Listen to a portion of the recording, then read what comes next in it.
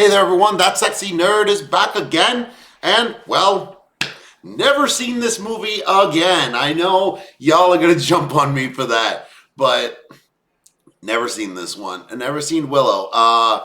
Didn't know what to make of it, and then when I finally did, I was like, just what? An Ewok is helping people save the world from what again? I have no idea what this movie is even about. I've always meant to watch it, but never had anything really bringing me into it. I never knew anything. I never knew much about it. But I know Warwick Davis. I had no idea. Shit, I had no idea Val Kilmer was in this movie. Again, one of my subscribers was telling me about that, and this was the last movie he suggested that they could be doing as a Val Kilmer movie. All the other Val Kilmer movies sounded great. And I wish he would have done some of the others, but he picked Willow. And fantastic, because I've never friggin' seen it before. Oh, yeah, what was the other one? Was Top Gun, I think. Yeah. So, and he mentioned one more, but I don't remember. But yeah, I really was hoping he would do Top Gun. No offense. But again, it's another movie I've never seen, like The Princess Bride or Mrs. Doubtfire. Yeah. So I got nothing much to say about this, but I hope it'll be a great review. And I feel like he's referenced this movie quite a bit, so I'm sure he's a pretty big fan. So not much to say. Why don't we just get into the episode? And remember, please smash that like button if you want to see more sexy and nerdy content, and subscribe if you think I deserve it. And remember, sign up for my Patreon for all my latest reactions to all my latest videos. Let's do this thing, y'all. Hello, I'm the Nostalgia Critic guy. Remember it so you don't have to. This year, we lost an actor who definitely left an impact on film. Val Kilmer. Whether it was intense drama or silly comedy, Val Kilmer always gave his unique stamp on any role. So, in honor of his memory, I wanted to review the film that had his most iconic role. Oh, I did already. Let's look at another iconic character he played. Oh, I did that too. Yeah. I think we made enough volleyball jokes. Yeah, I want a movie I could be kinder to him in. Okay, Christ, that was the other one. That was the other, the Island of Dr. Moreau. And Planes? He was in fucking Planes? Oh my god, that's the movie Disney wanted to forget it made. Isn't that? What about Willow? We done Willow? I like Willow. Let's do Willow. I'm surprised it took you this long to do Willow. Though arguably not the main star, Val Kilmer once again does a good job adding a distinct flair to a character that honestly is written somewhat generic. What? To be honest, Willow underperformed at the box office That's because what I heard. many people at the time did see it as a little generic. What makes it stand out in my opinion though is its atmosphere and its main actors. Released in 1988, directed by Ron Howard and conceived by George Lucas, The year before me. everyone thought this was going to be a smash hit. But while it by no means bombed, it certainly didn't pull in the numbers it was hoping for. Possibly due to mixed critical reactions or the release of other big anticipated hits. That It sucks. had a healthy life on TV and home video. And years later, it is still being talked about. So what is it about this film that still keeps people's interest, even though it failed to get people's interest in the past? Well, let's examine further. Let's take a look at this 80s fantasy before Hollywood tries to reboot it. All right, they did. Oh, Actually, I think yeah, it's that's good. right. It's pretty good. It's Val Kilmer. Are you gonna finish that tiramisu? Let's take a look at Willow. The film opens with Lucas's favorite That's trope, funny. bombarding you with exposition. As it is said, a child would be born to take down the evil queen.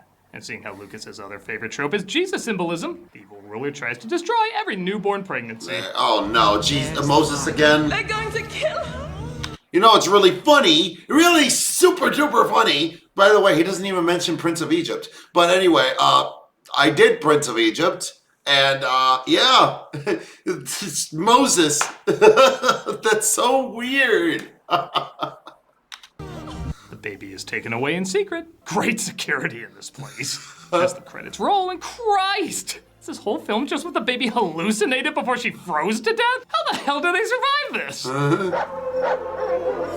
She's chased down by the DDROUS. Dressed as ruins of unusual size. And okay, is this Jesus or Moses? I need to know what testament we're stealing from. It was Moses. You just said it was Moses. The baby drifts to a village with little people called Nelwins and is discovered by our title character, Willow, played by Warwick Davis. Looks like a daikini baby. Daikinis are big. Giants who live far away. Despite being in films before, this was easily the flick that made Warwick Davis a star. Oh. Honestly, it's kind of cool knowing that Lucas He's an used little Ewok. people to play the usual role of little creatures and, yeah, let's face it, sometimes props. But he saw the talent in them and said, I'm gonna give you your own goddamn movie. And it probably goes without saying, but Warwick Davis is wonderful in this role. Really? Bringing in incredibly likable and believable humanity to the character. We'll push it downstream and forget we ever saw it. Aside from the killing babies part, He was not. Willow's wife Kaya immediately takes to the baby though and Exactly. wants to look after her. Oh, well, come in handy, she's a firebender. Willow takes the baby too Well. when she stops crying after she's handed to him. Here. Hey, no. Hey, no. Hold I don't her. want her, Kaya. Oh, come on, I'm already a 17-year-old with a wife and 2 kids. Don't you think this is going a little fast? Wow. 17? Aw, he called me daddy. Wrong. You need millions of dollars, green screens, and a weeping Ian McKellen to make this work. If you're easily suited, please turn away. I learned this trick trying to keep the actors sober on the very unlucky leprechaun. Oh. What the fuck? How the hell did you do that? Doesn't go very well, though, and he loses the crowd. In fact, he's laughed at when he wants to be the apprentice of a very powerful Nelwyn called the High Aldwin, played by Billy Barty. He also does a great job, acting like Gandalf turned into a mini-sized version of Mickey Goldmill. Power to control the world is in which finger? It sounds like him. Well, if you're talking about how to destroy the world's economy through tariffs, that'd be this finger. Yeah, pretty much. I'll fail it. By the way. Yeah!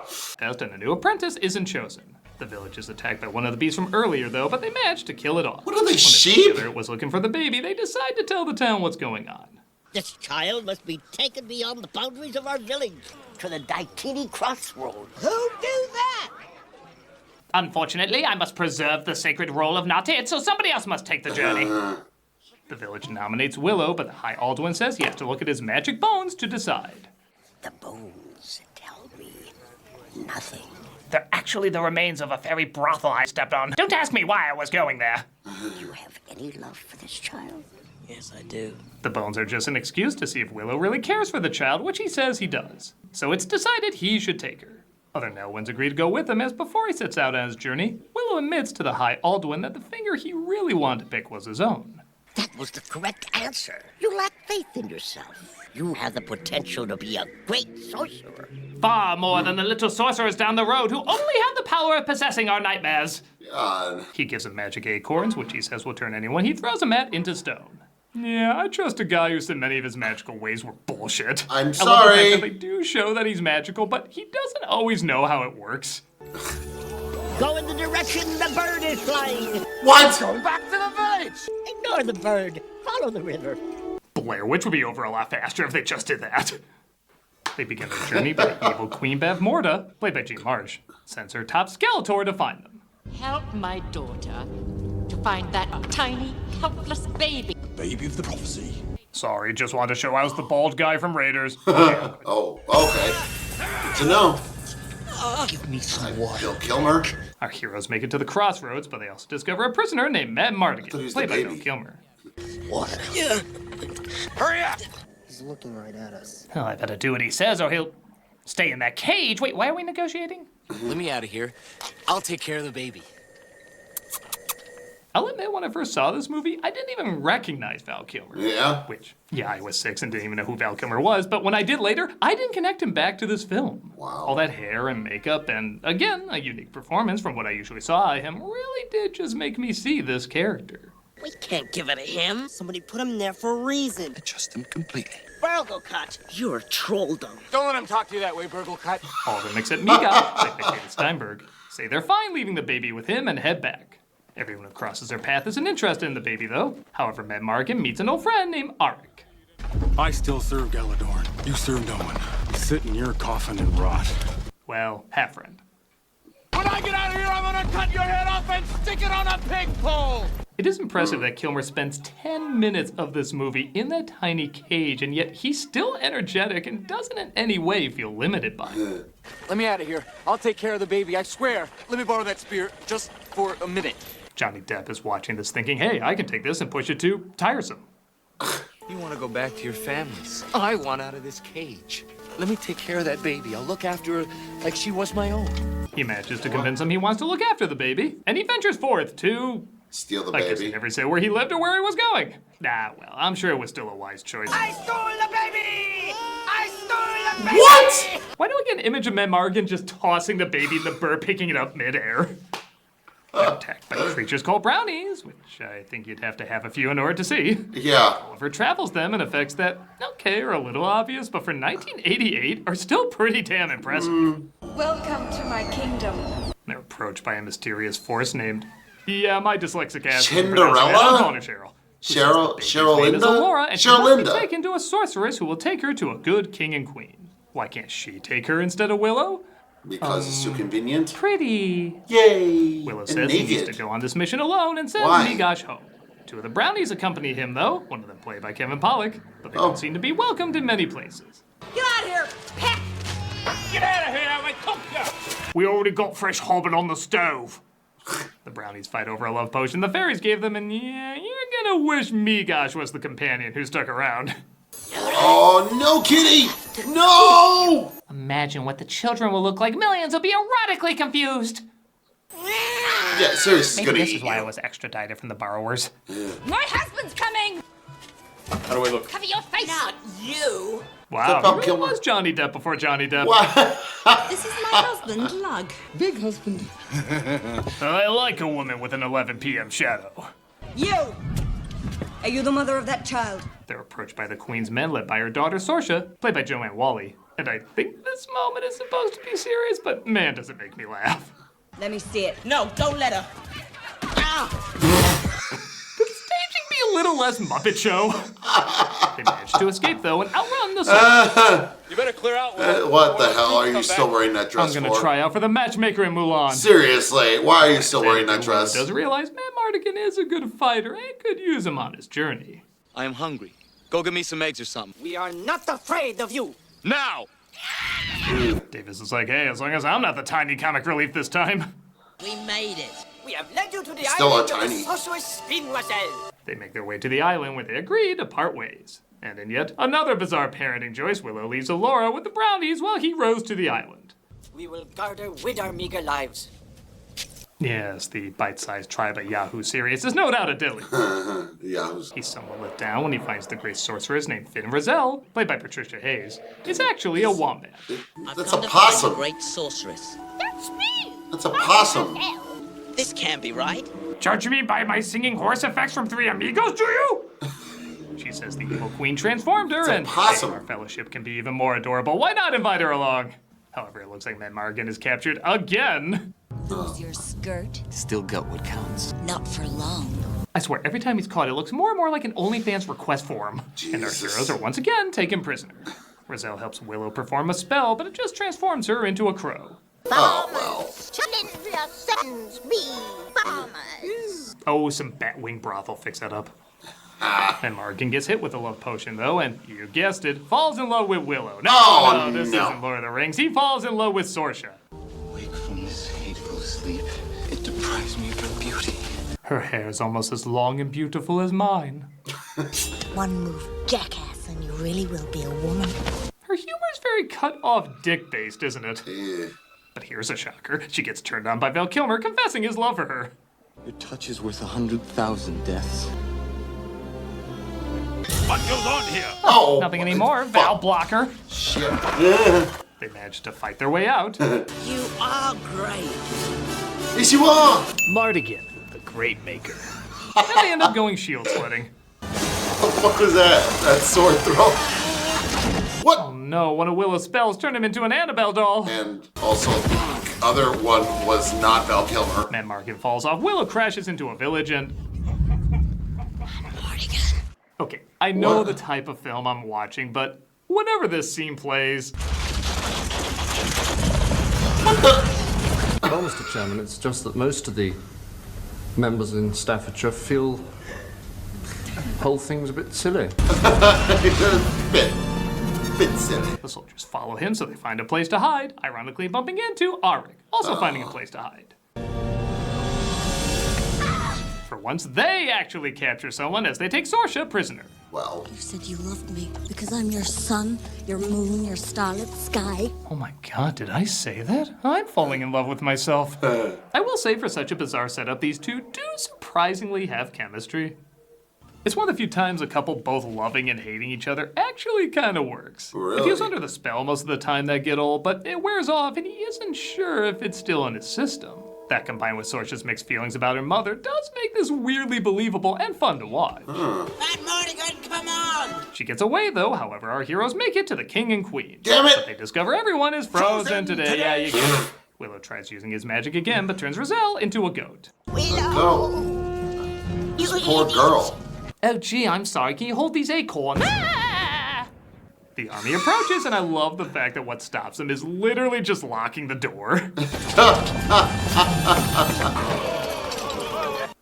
That is just so basic. The aliens from Signs are like, yeah, now try to be allergic to water as well. Not so easy, is it? It looks like there's trolls in the castle, too. Not the best effect. It looks like the Land of the Lost Monkey got jizzed on by Ivan Ooze. But Willow... No. Ew. Oh! 1980s PG's it up! It turns into a different type of monster, though, as Mara can basically tries Home Aloneing the castle.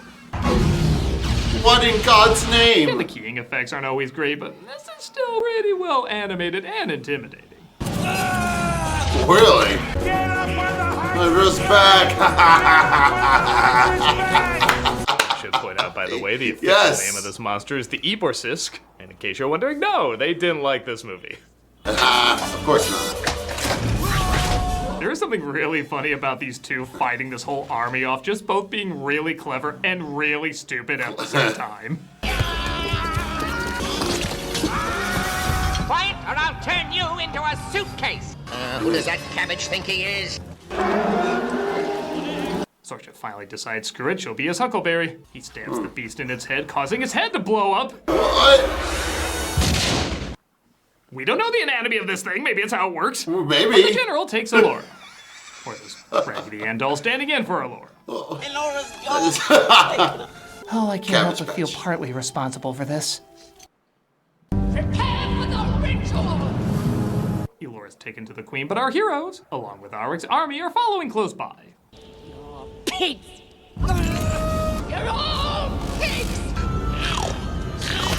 Okay, we're already snickering, turning the army into Oscar Mayer. Do we really need the snorting to make it go bigger? Yes, we do. Oh. And to think some part of Val Kilmer said, I wouldn't mind revisiting this. Oh, no. The queen begins a ritual to destroy the baby. What, are there no Spartan cliffs in this kingdom? Also, dude, Jesus Christ. What about the movie The Ghost in the Darkness with Val Kilmer, man? That's a good movie to do. God, I know it wasn't successful, but it's a good movie. But Willow continues to try and bring Roselle back to her real form, leading to some early morphing effects. Tiger.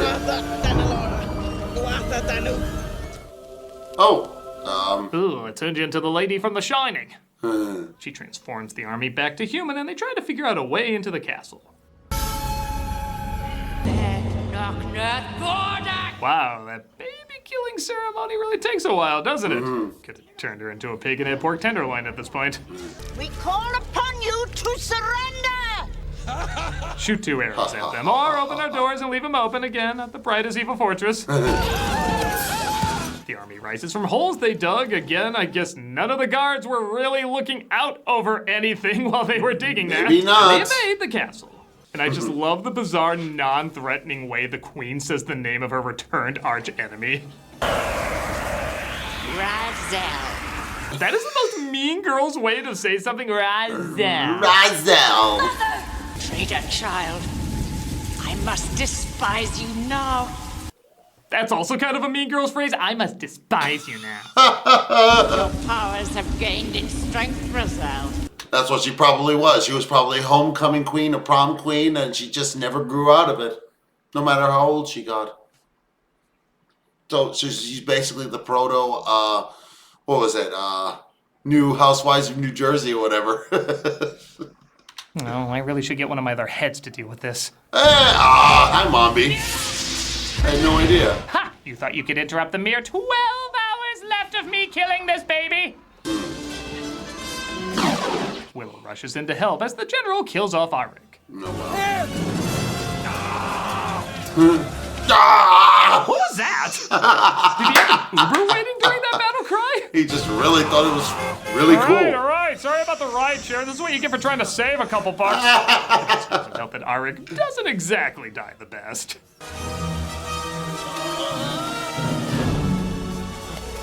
Thank you, acting school of 5-year-old Judy Hopps. He just takes his revenge on the general, and honestly, a pretty cool finishing move. Really?